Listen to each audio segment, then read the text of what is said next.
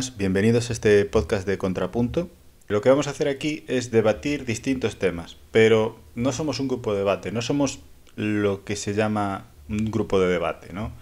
Nuestro objetivo no es ver quién gana el debate, nuestro objetivo es aprender entre todos, escuchar los argumentos de los demás, aprender argumentos interesantes, ver cómo los argumentos de los demás se combinan con nuestros propios argumentos, cómo les afectan, digamos. Por eso nos gusta más vernos como un grupo de amigos que charla, digamos, de forma natural, auténtica. Que al principio probablemente en este primer capítulo nos cueste un poco, ¿no?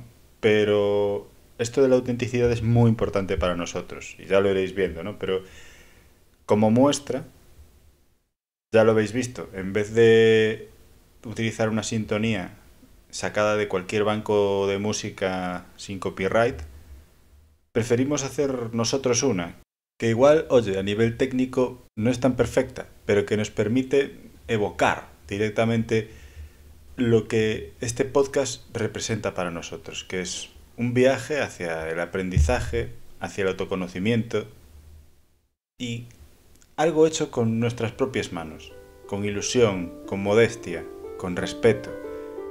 Esto es Contrapunto y aquí acaba la introducción y damos paso a la grabación del podcast donde nos presentaremos el tema y debatiremos. Esperamos que os guste.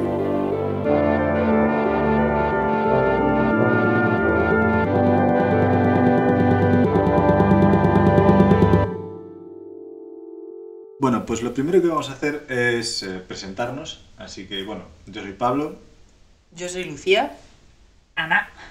Yo soy Magda. Y yo, Carlos. Vale, hoy vamos a hablar de qué compone mi identidad, con qué me identifico. Bueno, el tema salió y lo voy a decir así, un día que yo me estaba haciendo el desayuno y el propio desayuno resolvía mi problema de tengo que hacer un desayuno rico, o sea, que me guste, del que no me canse y que no sea demasiado torreznos rebozados de chocolate, ¿sabes? O sea, que fuera sano. Y cuando lo hice no, pero varios días después me identifiqué con eso. Y dije yo, ¿será con estas cosas tan pequeñas con las que nos identificamos? Y bueno, pues ahí empieza la pregunta. La gran pregunta es ¿de qué es el desayuno? Pues bueno, es que iba a decir, es que no nos pagan. No, es que en realidad se puede hacer con cualquier cosa. Son tostadas con queso y pavo. Te iba a decir, podemos dejarlo para el final como se dice, punto pendiente, así, tener la atención de la gente hasta el final. El cliffhanger, sí. Sí, es que no quería decirlo en inglés, pero sí. El colgador de la acantilado. Sí. Pues, al hilo de lo que tú has dicho, y un poco más absurdo, es una cosa que me pasa, que no sé la razón, pero sí que tiene como una parte simbólica, y es que generalmente cuando conozco a alguien le pregunto con qué animal se identifica. Entonces, con lo que entendemos que las características que tengan esos animales, bueno, pues la gente se caracteriza bastante. Y es muy curioso porque muchas personas se identifican con lobos, o sea, como personas solitarias, oscuras. Entonces, me hace gracia porque al final empiezas a ver como que el mundo es una manada de lobos, o sea, es bastante curiosa como esa asociación. Y la otra que pregunto es el tema de los colores. ¿Con qué color te identificas? Y sí que pienso que esas pequeñas cosas que estás diciendo conforman en cierta parte la identidad de una persona.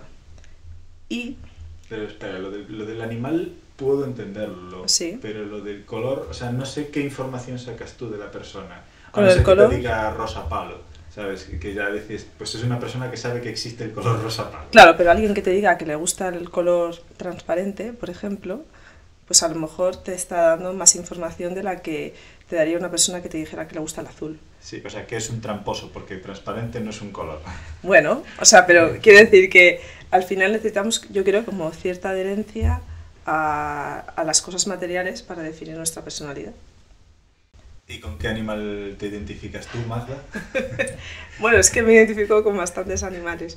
Con un babuino australiano.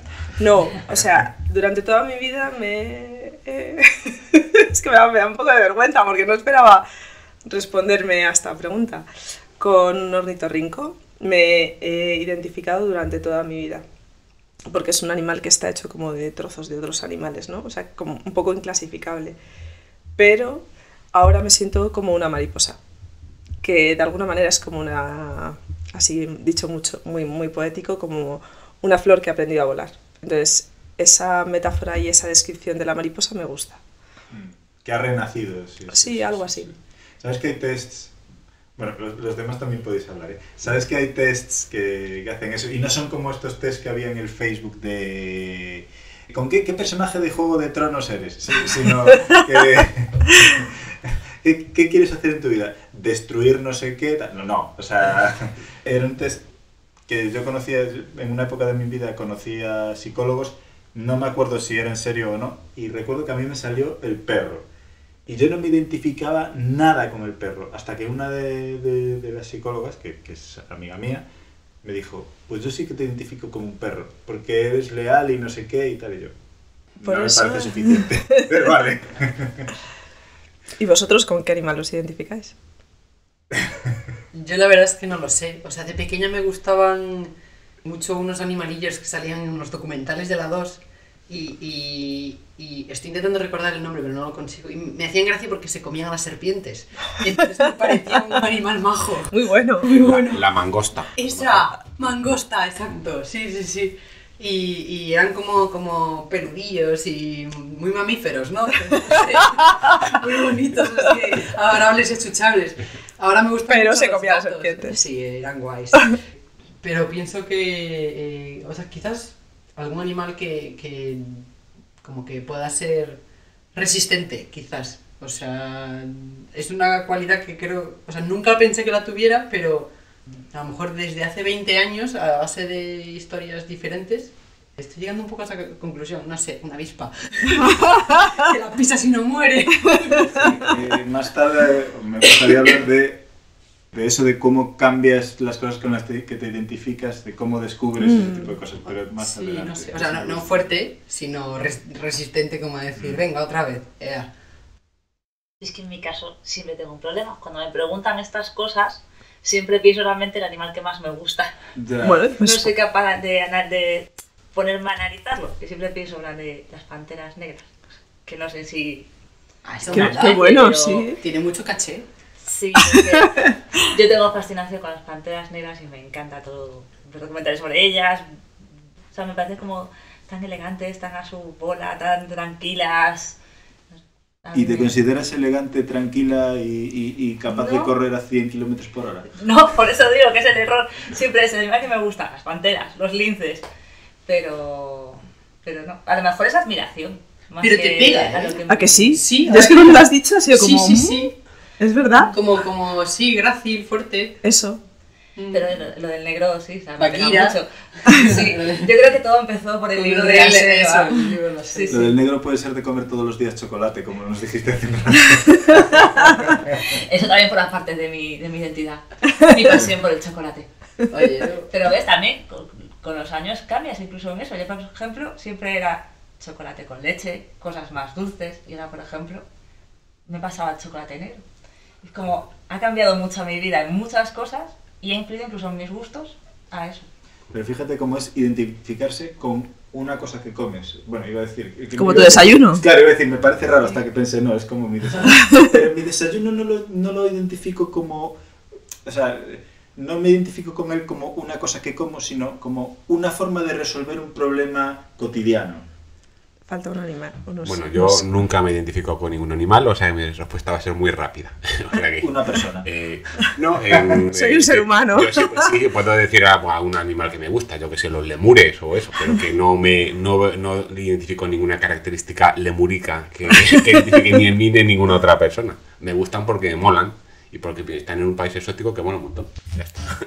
Pero así, no... Es que también las características que les asociamos a los animales muchas veces son más figuradas. Los lobos van en manada, no son Es verdad, solitarios. sí, Es decir, muchas es cosas cierto. que la gente asume, pero al final sigue siendo un indicativo de las cosas que uno valora o que le gusta, pero que al final tampoco, no sé.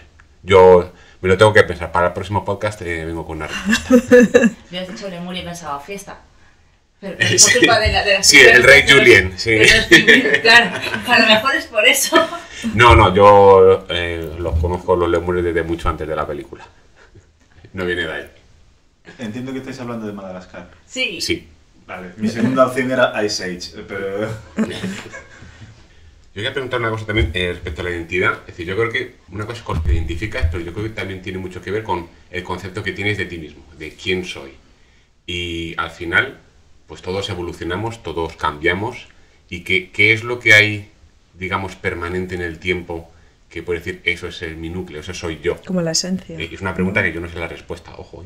La dejo ahí, la vamos, si os parece, la podemos mirar, pero yo creo que, exacto, como dice Magda, la esencia, es decir, porque al final... las apetencias, los gustos, los desayunos cambiarán, los animales, tú has cambiado el animal, hay algo en ti seguramente que está ahí, que permanece y que dice, esto soy yo, esta era yo hace 10 años, ahora dentro de 10 años, pero sigo siendo yo. ¿Qué es lo que me identifica? ¿Dónde está el corazón de mi identidad? Es una cosa que no... Pues yo sí no tengo claro. en parte una respuesta que a lo mejor es un poco... no sé si científica o sea, está basada en la psicología. Y hay, o sea, bueno, lo que dicen es que a los 7 primeros años de vida las personas conforman su personalidad. Entonces, hay 2 factores fundamentales. Uno es la genética, o sea, lo que es innato y que te viene ya de fábrica de alguna manera. Y lo otro es la parte adquirida, pero la que aprendes cuando eres pequeño. Entonces, esa parte adquirida se transforma en tu zona de confort.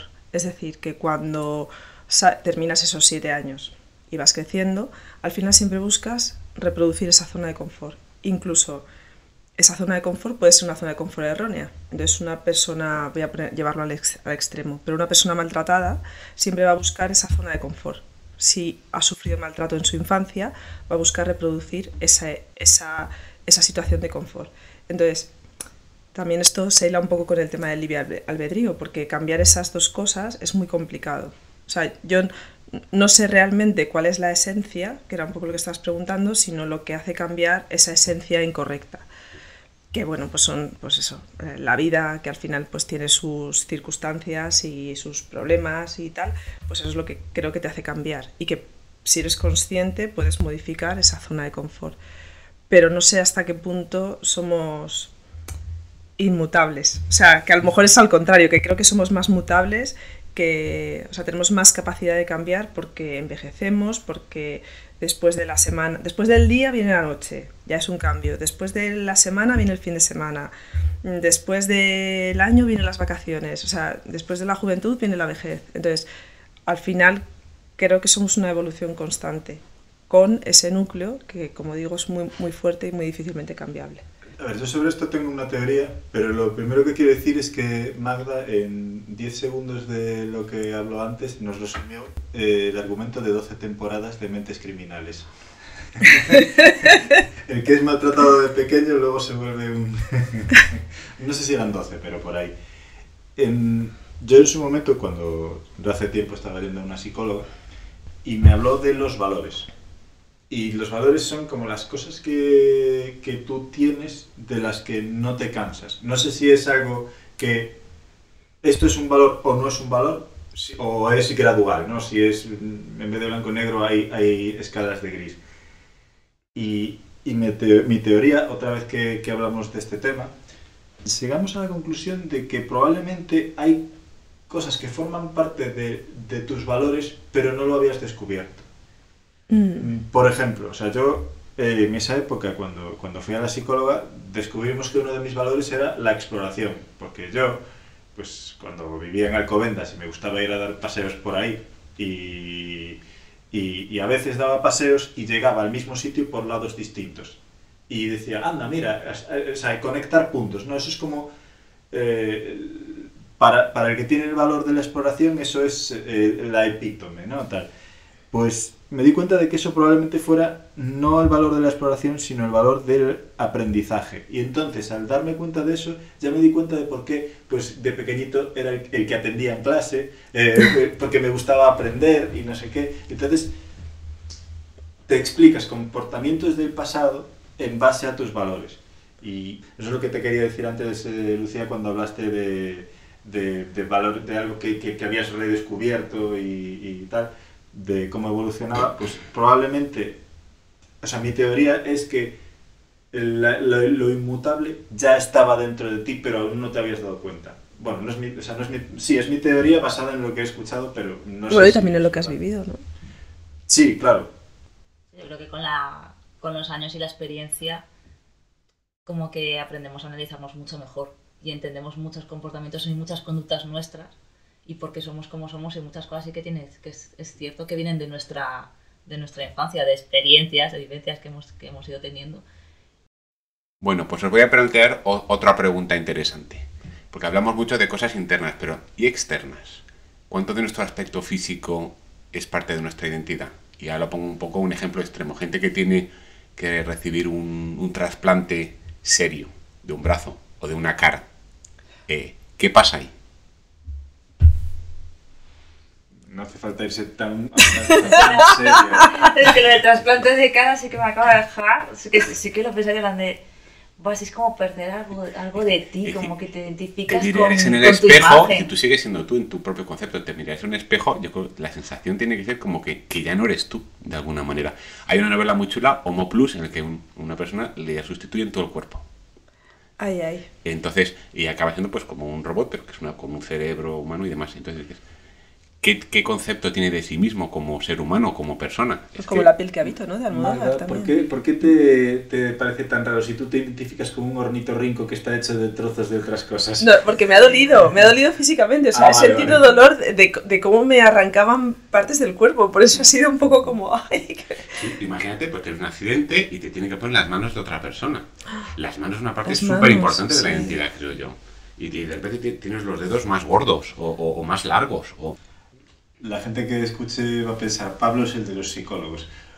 Otro amigo mío psicólogo, que no tiene nada que ver ni con la psicóloga a la que fui yo, ni con los que estaban en mi empresa, me dijo que un paciente suyo tenía, no sé si se llama amnesia anterógrada, de esta que no te acuerdas, no sé si es de los últimos, bueno, como que hay un shock y que te olvidas de todo hasta como el de la peli de Memento, básicamente. Y claro, hacía años, añísimos que le había pasado eso, entonces él se veía al espejo y decía, coño, ¿quién es ese viejo?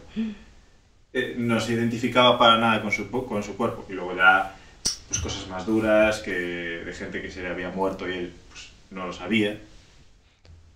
A mí siempre me han dicho que era un poco superficial, porque siempre digo que tengo como miedo a envejecer y a sufrir cambios físicos así muy grandes, pero es que cuando me van pasando, o sea, yo siento rechazo. O sea, no me gusta, no es algo que yo haya decidido, me gusta como soy y cualquier cambio muy fuerte que vea me causa rechazo hacia mi propio cuerpo. Pero te sigues sintiendo tú.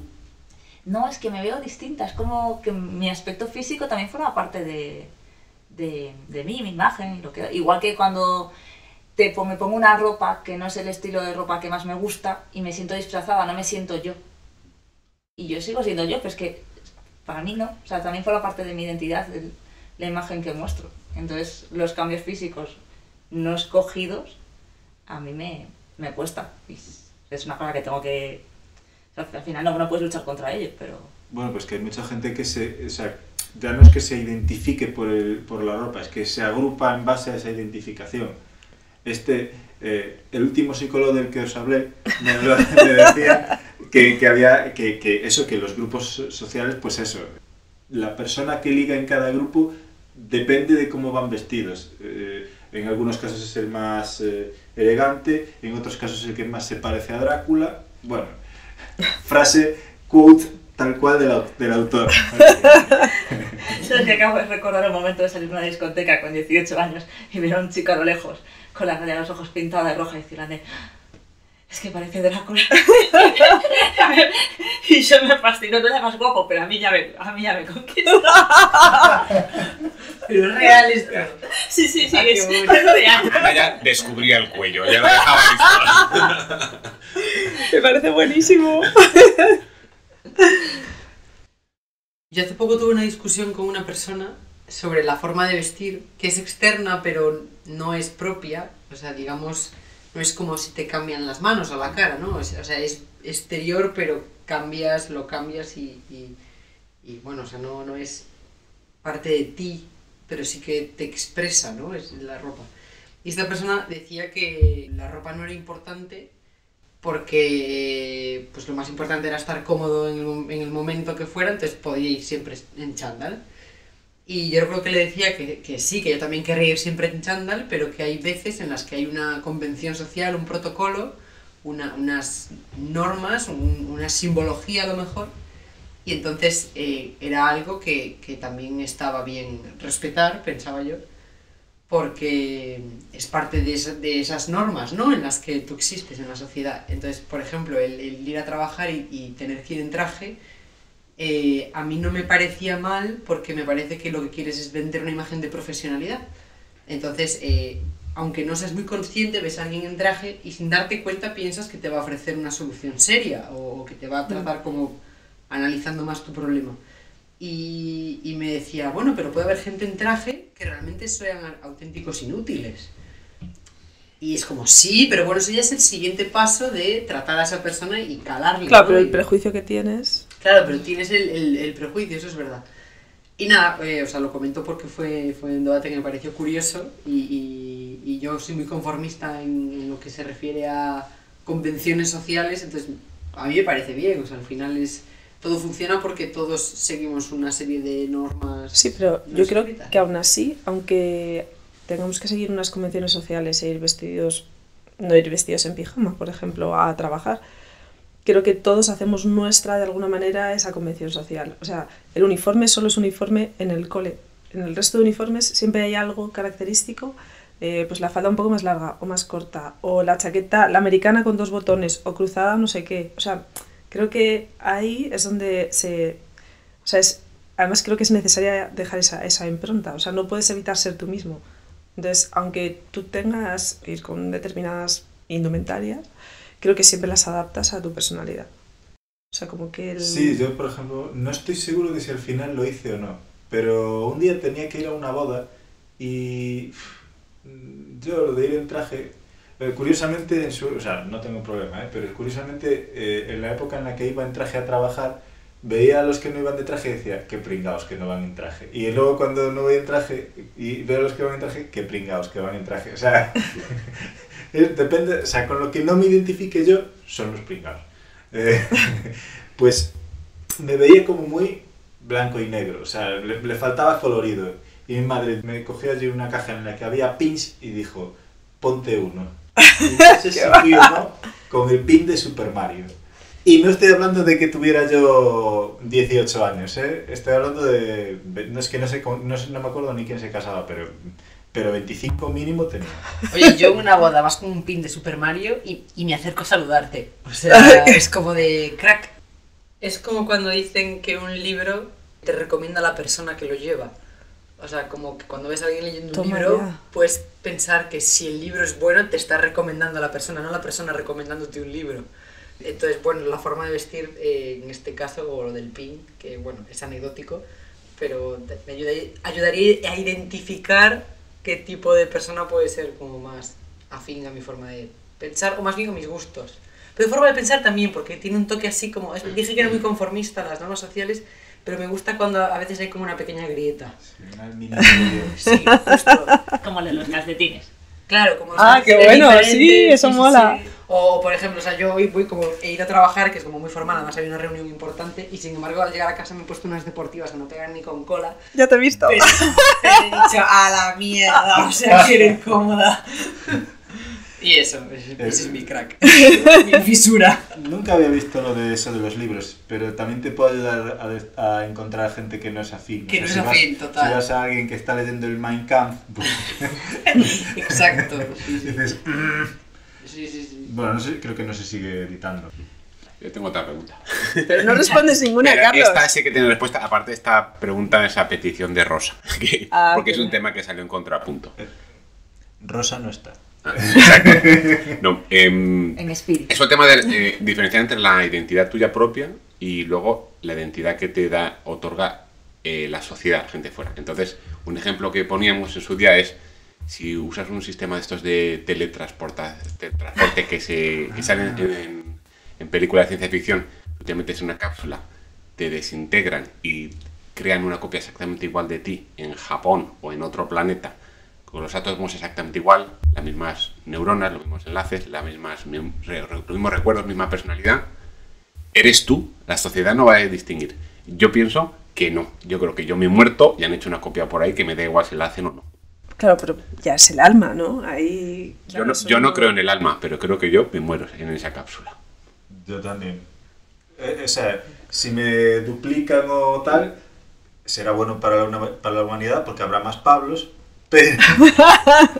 pero yo me muero. Que juntos dominaréis el mundo. Es un poco como si hiciesen un clon.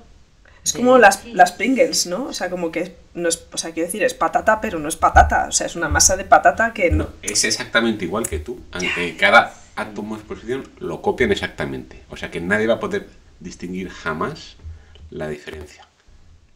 Excepto tú que estarás muerto. Pero tú imagínate que hacen lo mismo pero a una escala más macro. O sea, que en vez de separar átomos, separan trozos y luego los vuelven a unir. Bueno, hay una operación que es así. Claro, realmente tú sigues siendo tú.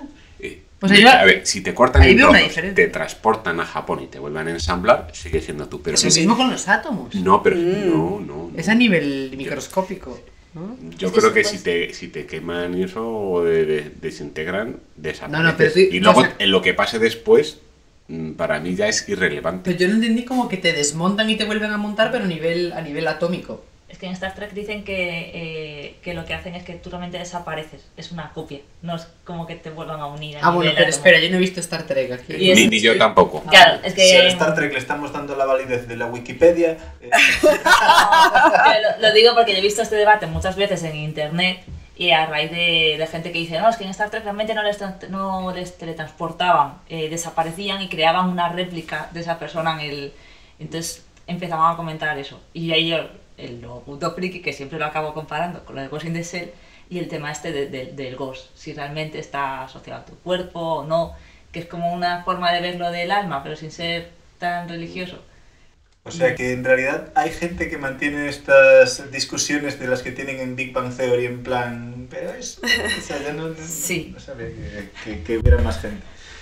Bueno, con la gente que hay en contrapunto, creo que hay bastante gente que se apunta a ese tipo de debates.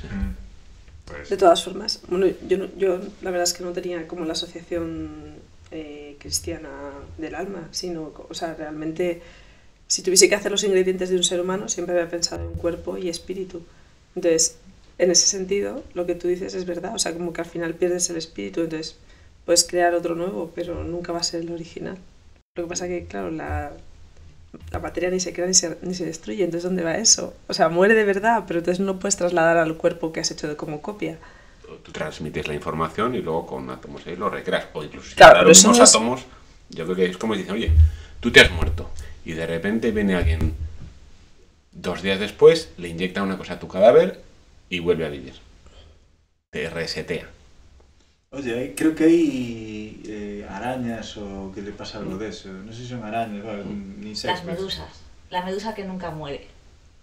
Que hay una medusa que, o sea, bueno, la puedes matar, pero no se muere de vejez, porque como que vuelve al estado original de como cuando nació y entonces vive eternamente. Pero es como volver atrás, como Eso he leído regenerarse. algo, sí, era súper curioso. La medusa Qué inmortal. guay, ¿no? O sea, Sí. pasaremos de la baba de caracol a la medusa.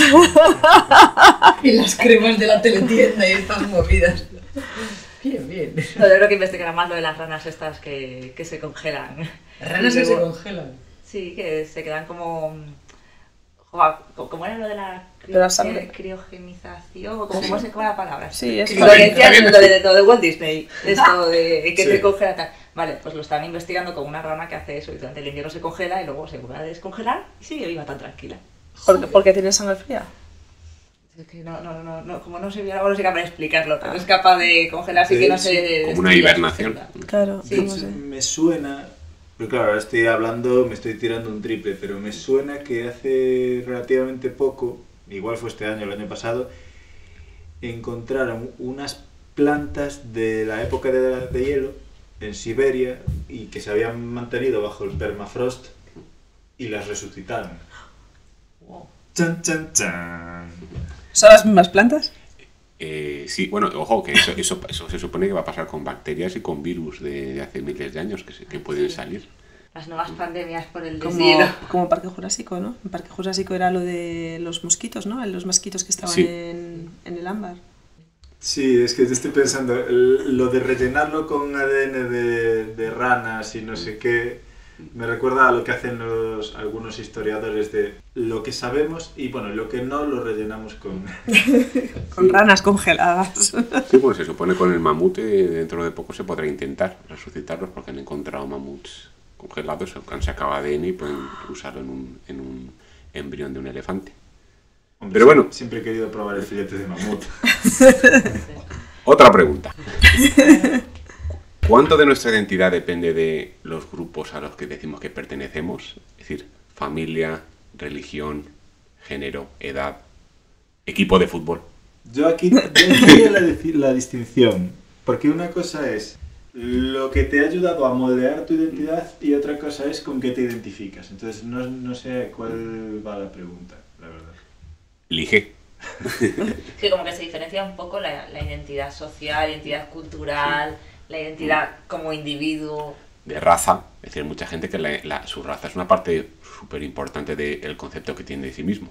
Yo siempre digo que para mí, por ejemplo, la identidad cultural, para mí, yo sí que o sea, para mí es importante. Para los gallegos es muy importante. Sí, o sea, que para mí las tradiciones y las costumbres de Galicia, y aparte que es que yo sí que considero que es algo que me define, ser de Galicia. Al final me gusta mucho leer, estudiar sobre nuestra historia, nuestras tradiciones, y creo que forma parte también de quién soy. Y un tema muy reciente, orientación sexual y lo del cuerpo con el género. Que ahora sí, está claro. muy Sí, decir, esos son problemas o problemáticas importantes de identidad que tiene la gente.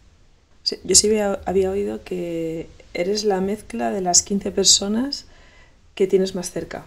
Entonces... Pues mal vamos con las que tenemos aquí.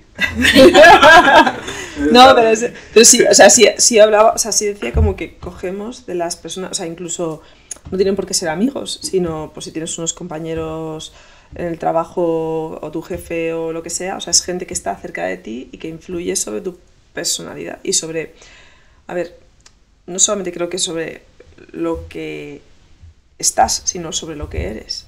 O sea, que si tú te estás empapado de eso, un jefe tóxico, por ejemplo, pues acabas transmitiendo también eso a otros círculos. Entonces, por eso es, bueno, no sé. O sea, bueno, lo escuché y me pareció interesante. O sea, no creo que sea determinante porque hay cosas que no puedes elegir o hay gente a la que no puedes elegir. Pero sí me parece interesante decir, bueno, es que soy permeable. O sea, que a lo mejor está entrando algo que no quiero que entre, ¿no? O sea, a mí me pasa, por ejemplo, yo veo mucho un canal de YouTube que siempre es el que siempre os digo, que es La Media Inglesa. El que más habla ahí, de alguna forma, se atrapalla un poco al hablar. ¿Atrapalla? Sí. ¿Qué es eso? Vosotras que sois gallegas igual me entendisteis. ¿Sabes? Sí. Que habla como muy rápido, ¿no? Y yo me di cuenta de que cuando lo he escuchado, lo he incorporado a mi forma y podría estar meses sin ver un vídeo de ellos y... Bueno, no podría estar meses sin ver un vídeo de ellos, pero si estuviera meses sin ver un vídeo de ellos, seguramente me seguiría... O sea, es algo que ya he incorporado y es negativo, porque no consigo que se me entienda como... O sea, yo que ya no se me entiende muy bien a veces, pues no consigo que se me entienda, entonces... Bueno, no sé. Yo también quiero decir que yo tengo personas cercanas de las que he aprendido cosas que no quiero ser. Y también, familiares de los que cosas que he visto y me acuerdo ya desde niño, digo, yo no quiero ser así.